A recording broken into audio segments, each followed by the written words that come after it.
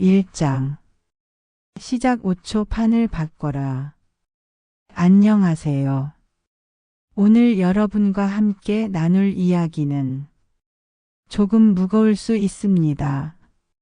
하지만 끝까지 들어주신다면 분명히 도움이 될 거예요.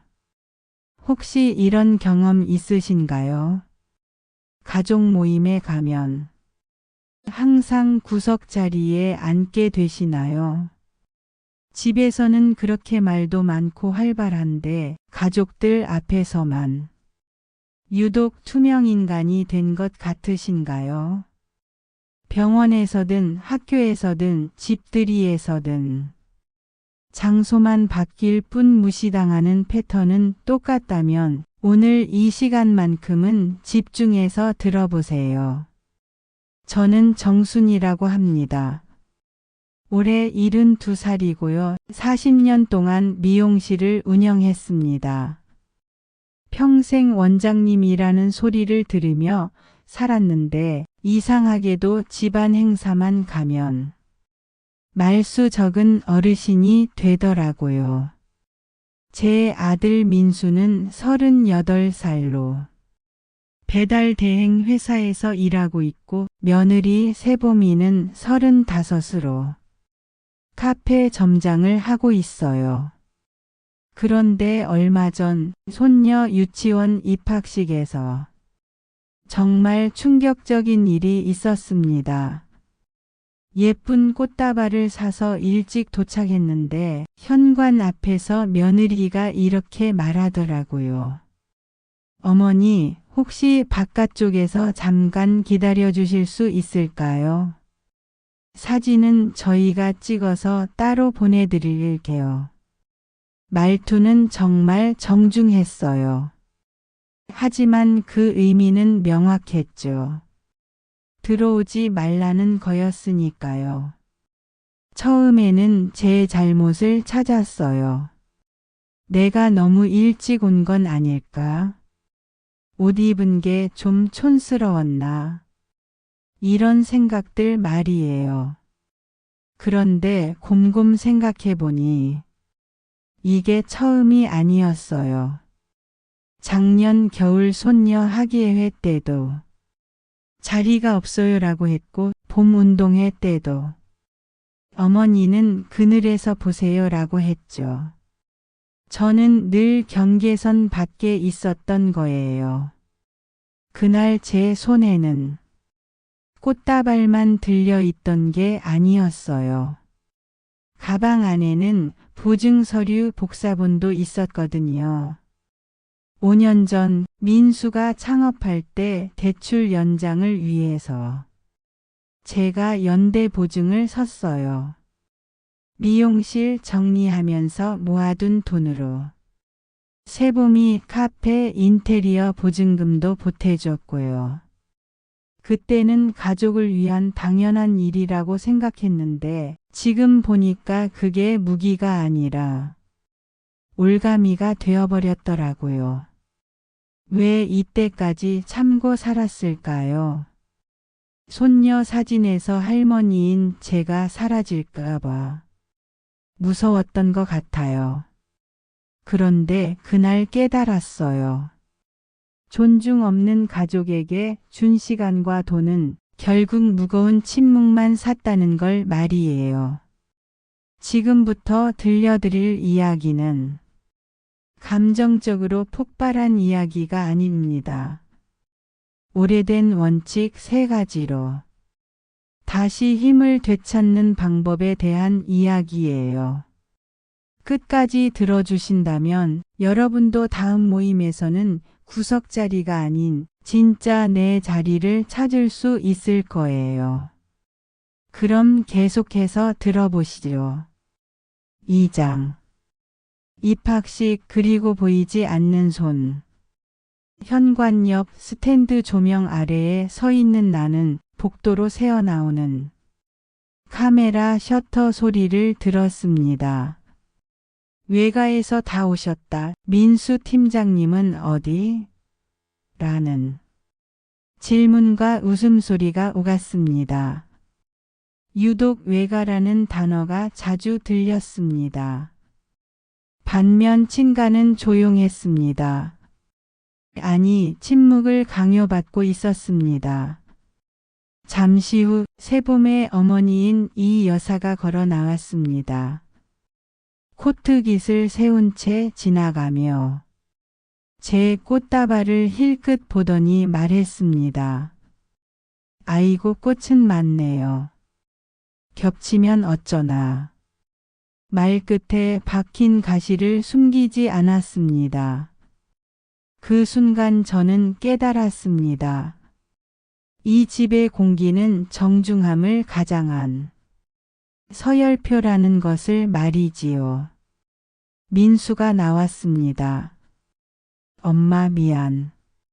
사진 찍고 들어가자. 저는 물었습니다. 내가 어디 서면 돼? 민수는 주변을 둘러보며 말했습니다. 엄마는 여기 말고 뒤쪽에 잠깐만. 뒤쪽은 늘 제 자리였습니다. 보증인 도와주는 사람, 하지만 사진에는 없는 사람. 저는 꽃다발을 그에게 건넸습니다. 민수의 손은 차갑고 빠르게 떨렸습니다. 그 떨림이 제게 말하고 있었습니다. 이 아이는 늘 눈치를 본다고. 그런데 누구의 눈치일까요? 행사가 끝나고 복도에서 작은 소동이 일어났습니다. 케이터링이 모자란다고요? 주문은 내가 했지만 비용은 우리가 더 냈잖아요. 이 여사의 목소리였습니다. 저는 물러섰습니다. 대신 지켜봤습니다. 돈을 더 낸 쪽이 규칙을 정하는 풍경을 말이지요. 돌아오는 지하철 안, 창에 비친 제 얼굴은 낯설었습니다. 원장님으로 살 때 저는 매일 타인의 자존감을 세워주던 사람이었습니다. 그런데 제 자존감은 누가 세워주나요? 그날 밤 서랍을 열었습니다. 연대보증서 사본, 카페 인테리어 보증금 이체 내역, 제 이름으로 산 원두머신 영수증들이 있었습니다. 그리고 수첩 한 권. 수첩 첫 장에 3단어를 썼습니다. 경계 기록해야. 이제 저는 알았습니다. 이 관계에서 살아남으려면 무엇이 필요한지를 말이지요. 3장. 비밀 해결책 마이너스 경계 기록해야. 해결책은 화를 내는 게 아니었습니다. 자리를 바꾸는 법을 배우는 것이었죠. 첫 번째, 경계 세우기 마이너스 말로 먼저 선을 긋자. 다음 날 저는 민수에게 메시지를 보냈습니다. 앞으로 가족 행사 참여 원칙을 정해보자. 첫째, 자리 배치는 사전에 합의하고, 둘째, 사진 기준을 정하되 양가 공평하게, 셋째, 행사 비용 내역은 서로 공유하자. 규칙이 차가운 게 아닙니다. 명확함이죠.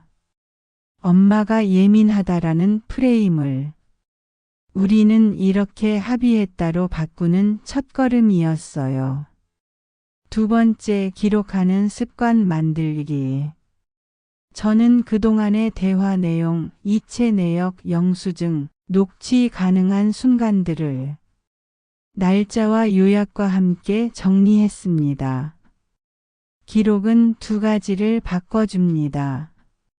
나를 감정의 사람에서 사실의 사람으로 만들고 상대를 습관적인 말에서 책임감 있는 말로 이끌어내죠. 세 번째, 계약으로 관계 정리하기. 보증은 분명 도움입니다.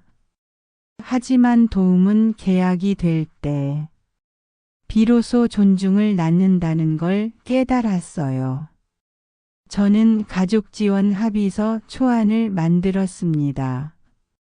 내용은 단순했어요. 과거 지원 내역으로는 보증, 보증금, 비품 구입 등을 명시하고 현재 약속으로는 행사나 돌봄, 비용 분담에 대한 합의 조항을 정했습니다. 그리고 미래를 위해서는 부모님이 병원이나 요양 단계로 넘어갈 경우의 역할 분담과 연락 의무를 명확히 했죠. 이 합의서는 법정 싸움을 위한 칼이 아니라 관계의 레일 같은 것입니다. 선이 그어지면 사람은 덜 다치거든요. 초안을 들고 제3자 앞에서 미팅을 제안했습니다. 가족일수록 증인이 필요하다고 생각했어요. 감정은 미끄럽지만 종이는 미끄럽지 않으니까요. 그 즈음 세봄에게서 전화가 왔습니다. 어머님 너무 서운하셨죠. 그런데 저희도 바빴어요. 저는 조용히 말했습니다. 그래. 그래서 규칙을 만들자는 거야. 세봄은 잠시 말이 없었습니다. 규칙은 변명보다 무겁습니다. 변명은 허공에서 사라지지만 규칙은 책상 위에 남아있거든요. 4장. 마주 앉아 사진 속에 나를 되돌리다. 토요일 카페가 문을 닫는 날을 골라. 우리 세 사람이 마주 앉았습니다.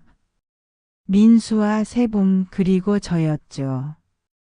테이블 위에 제가 준비한 것은 3가지였습니다. 수첩과 합의서 초안 그리고 한 장의 사진이었어요. 그 사진은 작년 학예회 때 찍은 것이었습니다. 아이들이 줄지어 환하게 웃고 있고 사진 아래쪽에는 외가와 함께라는 캡션이 적혀 있었죠. 저는 조용히 물었습니다. 이 사진에서 나는 어디에 있지? 민수의 눈빛이 흔들렸고 세봄은 손끝으로 컵홀더를 만지작거리기 시작했습니다. 저는 감정을 억누르고 사실만을 말했습니다. 나는 도왔어. 보증을 서주었고 보증금도 냈고 필요한 물건들도 사줬지. 그 대신 존중받기를 기대했어. 하지만 행사마다 반복해서 나는 경계 밖으로 밀려났어. 규칙 없이 도움만 주면 도움을 준 사람이 매번 약자가 되는 거야. 그래서 오늘 우리가 경계와 기록 그리고 계약에 대해 합의하자고 한 거야. 민수가 먼저 고개를 숙였습니다. 엄마 미안해요. 사과는 고마웠습니다. 하지만 사과로는 과거를 바꿀 수 없어요. 합의만이 미래를 바꿀 수 있습니다. 저는 준비한 조항들을 하나씩 읽어 나갔습니다. 첫째, 행사 좌석 규칙으로 양가 어른들이 일렬에 번갈아 앉기. 둘째, 사진 촬영 원칙으로 단체 사진에 양가 보호자 모두 포함하기. 셋째, 비용 투명성을 위해 지출 내역과 분담표 공유하기. 넷째, 아이가 아플 때를 위한 돌봄 스케줄과 역할표 만들기. 다섯째, 과거 지원 내역을 정리한 사실 확인서에 서명하기. 세봄이 입을 열었습니다. 어머님, 저희 어머니가 이런 형식적인 것들을 싫어하실 수도 있어요. 저는 고개를 끄덕였습니다. 그래서 너희와 먼저 합의하는 거야. 남의 기준이 아니라 우리 셋만의 기준으로 말이야. 내 도움은 너희와의 합의가 있을 때만 계속될 거야. 테이블 위의 분위기가 달라졌습니다. 변명하는 소리는 줄어들고 대신 펜으로 뭔가를 적는 소리가 들렸어요. 합의서에 서명하는 소리였습니다. 그날 밤 늦게 민수에게서 메시지가 왔습니다. 가족 셀카 한 장과 함께 말이에요. 엄마, 다음 주 교실 공개 수업 때 자리부터 함께 정해요. 짧은 문장이었지만 그 안에는 길고도 단단한 변화가 담겨 있었습니다. 경계가 생긴다고 해서 관계가 망가지는 것이 아니에요. 오히려 제대로 정렬되는 것이죠. 5장. 희망적 결론 4시간의 주인이 되는 법. 봄비가 내렸습니다. 저는 오래된 드라이기를 버리고 작은 여행 가방을 꺼냈습니다. 이제 4시간의 30%는 나를 위해 쓰기로 결심했습니다. 수영을 배우고 골목 빵집에서 새로 나온 바게트를 가장 먼저 사 먹었습니다. 누군가의 엄마, 시어머니, 보증인으로만 쓰던 시간의 일부를 나의 이름으로 다시 적기 시작했습니다. 한 달 뒤 교실 공개 수업이 있었습니다. 저는 교사에게 미리 좌석 원칙을 전했습니다. 양가 보호자 일열 교차 배치로 해주세요. 교사는 환하게 웃으며 말했습니다. 그게 맞죠. 사진 시간 아이가 제 손을 꼭 잡았습니다. 세봄은 저를 향해 미안하고 고마운 눈빛을 동시에 보냈습니다. 민수는 깊게 숨을 내쉬었습니다. 프레임 안에 제가 있었습니다. 그 사실 하나로 오래된 서러움이 서서히 말랐습니다. 마지막으로 저의 비밀 노트를 펼쳐 요약을 적었습니다. 첫 번째 경계입니다. 정중하지만 선명하게 그어야 합니다. 말하지 않으면 누구도 내 자리를 비워두지 않습니다. 두 번째 기록입니다. 감정의 파도를 건너는 작은 배와 같습니다. 날짜와 사실은 나를 지켜줍니다. 세 번째 계약입니다. 가족일수록 더욱 필요합니다. 규칙은 사랑을 차갑게 하지 않습니다. 오히려 사랑을 오래가게 만듭니다.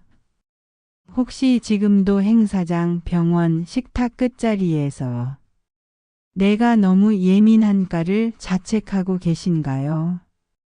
여러분은 예민한 게 아닙니다. 불명확함에 닫혀온 것뿐입니다. 오늘 이 3가지 중 하나만 시작해 보세요. 경계, 기록, 계약 말입니다. 다음 모임에서 여러분은 구석이 아닌 내 자리에 앉아 있을 것입니다. 그리고 사진 속에서도 분명히 또렷하게 자리 잡고 계실 겁니다. 이 이야기가 누군가의 자존감을 지켜줄 힌트가 되었다면 구독과 좋아요 그리고 공유로 더 많은 분들이 자기 자리를 되찾을 수 있게 도와주세요. 여러분의 경험도 댓글로 남겨주시기 바랍니다. 우리는 혼자가 아닙니다.